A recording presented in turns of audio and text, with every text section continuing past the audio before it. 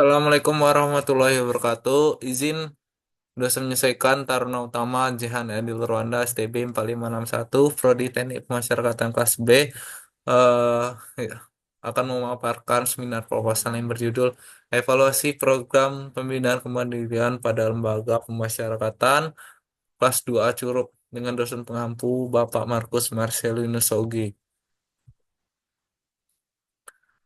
Dilanjutkan yang pertama yaitu bab satu pendahuluan di mana latar belakang dijelaskan dalam penelitian ini. Awalnya sistem penjara ini berfokus pada hukuman dan efek jera, kemudian diubah menjadi sistem pemasyarakatan yang berfokus pada rehabilitasi dan reintegrasi sosial. Masyarakat sendiri memiliki fungsi dijelaskan dalam Undang-Undang Nomor 22 Tahun 2022 Pasal 4 yang meliputi pelayanan, pembinaan, bimbingan, perawatan, pengamanan, dan pengamatan. Dijelaskan kembali dalam PP Nomor 31 Tahun 99. Pembinaan kepribadian ini bertujuan mengembalikan kepercayaan diri dan membentuk pribadi yang berguna. Tujuan-tujuan dari pembinaan kemandirian mempersiapkan narapidana berkontribusi dan sebagainya. Evaluasi dalam mengidentifikasi hambatan memberikan rekomendasi untuk efektivitas keberlanjutan pembinaan. Dilanjutkan dengan rumusan masalah yang pertama yaitu bagaimana proses berjalannya program pembinaan kemandirian di Lapas Kelas 2 Curup. Kemudian apa saja faktor penghambat dan faktor pendukung dalam berhasilnya program pembinaan ini.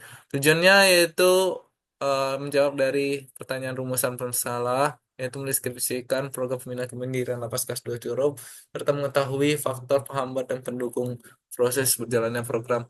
Manfaat penelitian ini yaitu bagi PT memberikan rekomendasi, bagi peneliti memperdalam pemahaman, bagi pihak lain menambah wawasan, dan manfaat teoritisnya itu membantu memahami strategi pemasaran produk.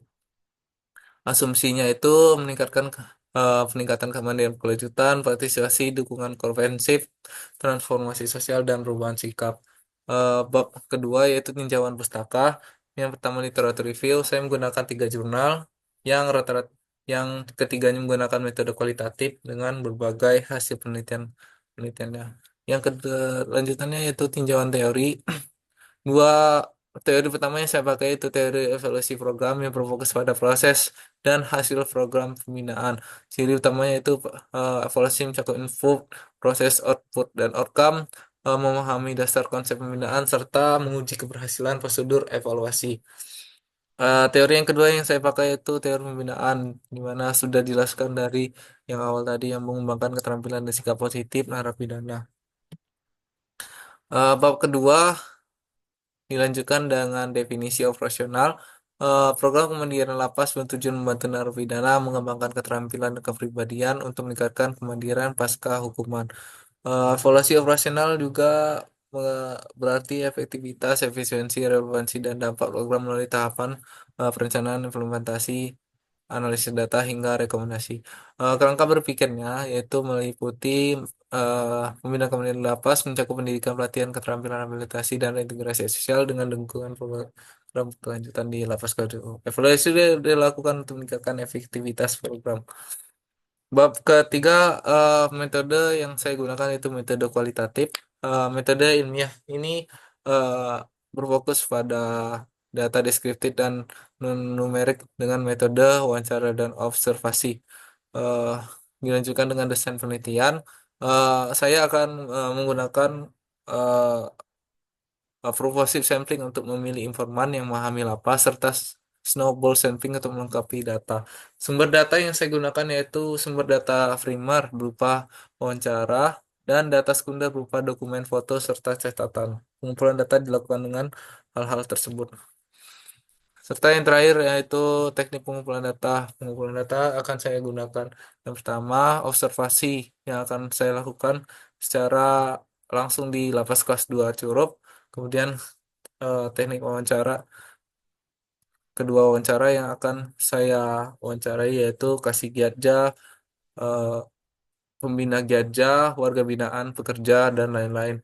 Kemudian yaitu studi dokumen yang saya eh, lakukan yaitu studi terhadap jurnal-jurnal terdahulu yang berfokus pada penelitian yang sama dan sebagainya. Teknik analisis data yang pertama itu pengumpulan data, di mana data-data tadi akan dikumpulkan, kemudian direduksi data yaitu dikelompokkan, kemudian data-data tersebut akan saya pisah lagi dan saya akan sajikan. Kemudian akan saya tarik kesimpulan dari data-data yang telah saya analisa. Kemudian ini adalah jadwal penelitian yang dimana dari pengajuan judul hingga sidang skripsi dan publikasi.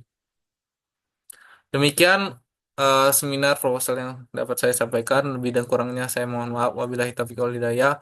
Wassalamualaikum warahmatullahi wabarakatuh.